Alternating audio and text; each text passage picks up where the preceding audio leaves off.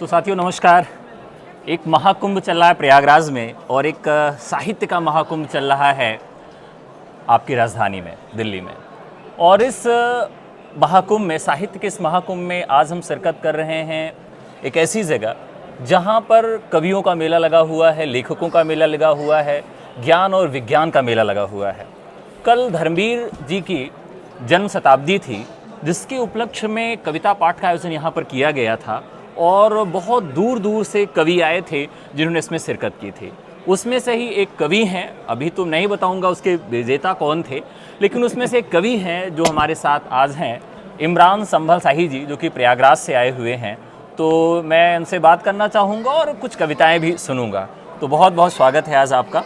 जी, बहुत बहुत धन्यवाद आपका। पहले आपको आमंत्रित किया, बुलाया और प्यार दिया, प्रेम दिया। इस और मैं दर्शकों का जो भ्रम है वो तोड़ देता हूं कि आप ही कल के विजेता थे। तो सबसे पहले मैं आपको बधाई दे देता हूं कि जहां पर डॉक्टर जितेंद्र श्रीवास्तव जैसे प्रख्यात वैसे प्रोफेसर हैं, वो कवि भी हैं, लेखक भी हैं, विचारक हैं, हाँ, वर्तमान में बहुत ही सक्रिय हैं और लोगों के द्वारा उनको प्यार भी मिल रहा है। तो ऐसे जजेस के सामने आपने बहुत अच्छा किया और उसके बाद फिर आपको ये पुरस्कार मिला।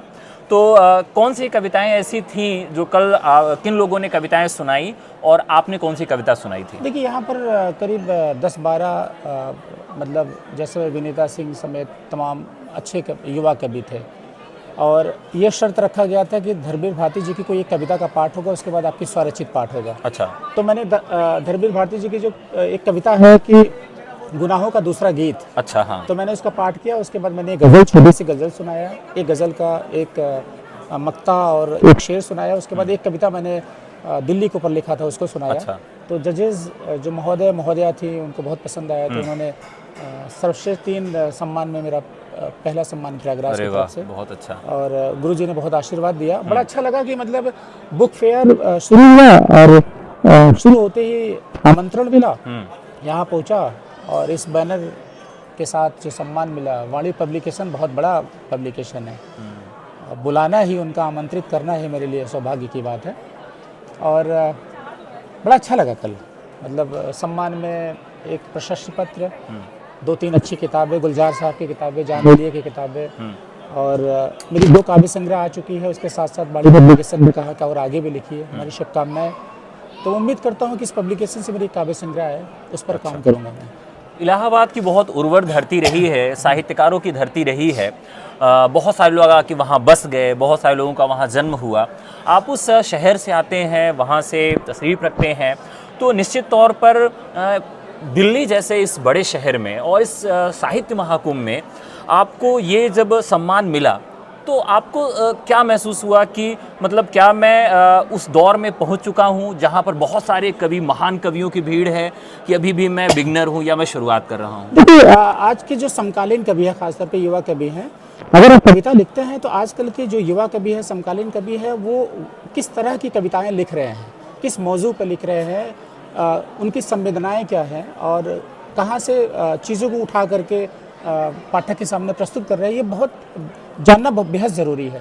जब कोविड का टाइम था, तालाबंदी के दिनों में, मैंने कुछ कविताएं लिखी थी नवगीत के शक्ल में, जो मेरी 2वीं काव्य संग्रह है, दीवारों में काली हंसी है। अच्छा। प्रेम प्रवासी पब्लिशिंग हाउस गाजियाबाद, पंकज चतुर्वेदी जी बहुत बड़े स्तंभकार है, मीडिया जगत का बड़ा नाम है, उन्होंने अपने पब्लिशिंग हाउस से उसको छापा है, प्रकाशित किया है। अभी बिहार में एक सम्मान मिला है, केबी राइटर्स सम्मान। अरे वाह, बहुत बधाई। और कविता विधा में मुझे सम्मान मिला।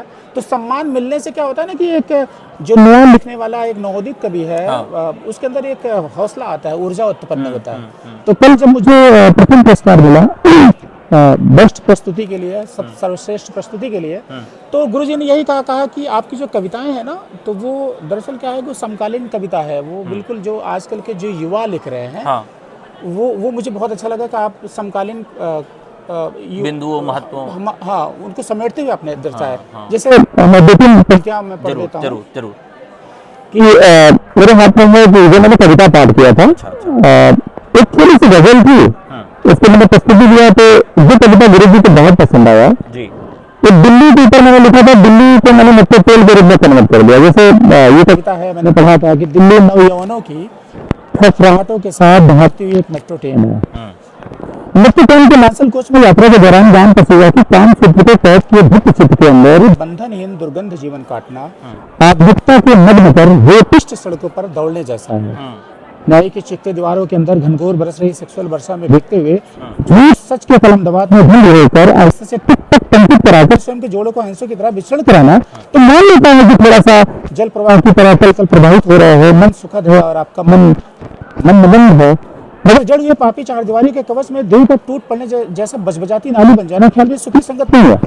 दुर्गंध सांसों के आरोह अवरोध आ रहा दैनिक कूड़ेदार में यदि डिब्बों की तरह एक दूसरे के डांगर मोचना सुदूर तक परफ्यूम उड़ाना अगर नई संस्कृति है तो जो मेरे जी में बहुत कोट कहता था तो फिर बेशक बेशा न कहना सीखो, किसी स्त्री शक्ति को विदूषक बनाना बंद करो, पुरुष को चरित्र में वंडीबाज कहना पाप मानो, पूछना भ्रष्टाचार आरोप प्रत्यारोप बनना बंद करो। मगर परिवेश से प्रश्न रिश्ता हुआ चित्कार करता है कि समाज क्यों बना है, संस्कार क्यों सांसें ले रहा है, नैतिकता क्यों बोधा रहा है, धार्मिक संधान क्यों समाज ले रहा है, आयत मंत्र क्यों बांटी जा रहा है, बंधन को बंधन बनाने में वर्षों से व्यवस्था क्यों करनी पड़ रही है, गांव की मिट्टी क्यों भारतीय के संबंधियों को आमंत्रित करके ढोल तमाशों के मध्य वैवाहिक उत्सव मिलकर मनाया जा रहा है, क्यों माता पिता सारे बंधन को पवित्र बनाने के लिए मौलवी पुजारियों से राय ले रहे हैं। अगर संस्कारी बिंदु आधुनिकता नहीं है तो उम्र की हवस में आप डांगर मोचने को हरबार में मोचते रहिए आती आधुनिकतावाद के गिद्धों की तरह।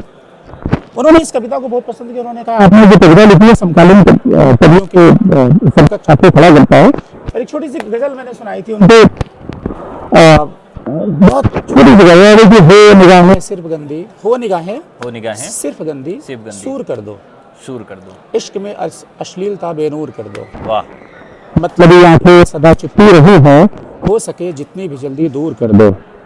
इश्क को जन्नत समझना भूल है तो जन्नत की दीवार चकनाचूर कर दो। पेट भरने के लिए अगर कोई रो दे तुम सिया थोड़े सभी नासूर कर दो। अंतिम शेर है कि हर कदम कदमों में क्यों इमरान रोए, ऐ खुदा जोड़े में कोई हूर कर दे। वाह, काश एक ये गजल मैं साजबाज के साथ सुन पाता। तो बहुत ही बढ़िया कविताएं थी आपकी, और जो नौगीत आपका आया हुआ है, समकालीन कविताओं में नौगीत मुझे लगता है कि विलुप्त होने वाली विधाओं की तरफ है। बहुत कम लोग लिख रहे हैं, बहुत कम लोग पढ़ना चाहते हैं। ऐसे में नौगीत पे जो आपकी पुस्तक आई बहुत ही स्मरणीय पुस्तक रहेगी। इसके पहले आपकी जो किताब थी वो बेस्ट सेलर थी, और उस पर मैंने समीक्षा भी लिखा था और बहुत सारे लोगों ने उस पर समीक्षा। अच्छा हाँ, देखिए आपने मेरी जो पहली काव्य संग्रह है दीवार उस पर बेस्ट सेलर रही है, तो उस पर आपने डॉक्टर अमरीश शुक्ला जी आपने समीक्षा लिखी थी। मैंने उसको पत्रिका में पढ़ा था। हाँ। देखिए आपने याद दिलाया, अभी मेरे ध्यान में आया। और मैं चाहता हूं कि दूसरी काव्य संग्रह भी आप समीक्षा लिखें। जी बजय वो भी आपने कहा था। और मैं आपसे एक निवेदन और करूंगा डॉक्टर अखिलेश पांडे जी जो दिल्ली विश्वविद्यालय के डॉक्टरेट है, प्रोफेसर साहब, उनसे भी थोड़ा निवेदन करिए, बहुत अच्छी समीक्षा लिखते हो। अच्छा, आप कहिए तो मेरे साथ आए हुए तो मैं आपको मुखातिब करवा दूं आज। मुलाकात इस इंटरव्यू के बाद जैसे समय मिलेगा तो मुखातिब करा। जी जरूर मुलाकात होगी। और तो बहुत अच्छा लगा। वैसे आप बहुत सारे, मैं देख रहा हूँ कि कई जगह आप आमंत्रित हैं, आपको जाना है, इसलिए बहुत ज़्यादा आपका समय नहीं लूँगा। बहरहाल आपको एक बार पुनः बधाई है, और बता दीजिए कि दोनों पुस्तकें आपकी कैसे मिलेंगी अगर कोई लेना चाहता है तो। देखिए इंक पब्लिकेशन प्रयागराज से प्रकाशित पहली किताब है दीवार उस पार। अच्छा। वो यही हॉल नंबर 23 में O08 स्टॉल नंबर पे लगा हुआ है। अच्छा। और दीवारों में काली हंसी जो अमेज़न से आप मंगा सकते हैं, क्योंकि हमारे जो पब्लिशर हैं वो किसी कारणवश स्टॉल नहीं लगाता है। अच्छा। तो ऑनलाइन मंगा सकते हैं या कभी सापरे में आपको भेंट कर दूंगा अगर आप मुलाकात करेंगे। अच्छा। ठीक है, तो बहुत बहुत धन्यवाद आपका। जी।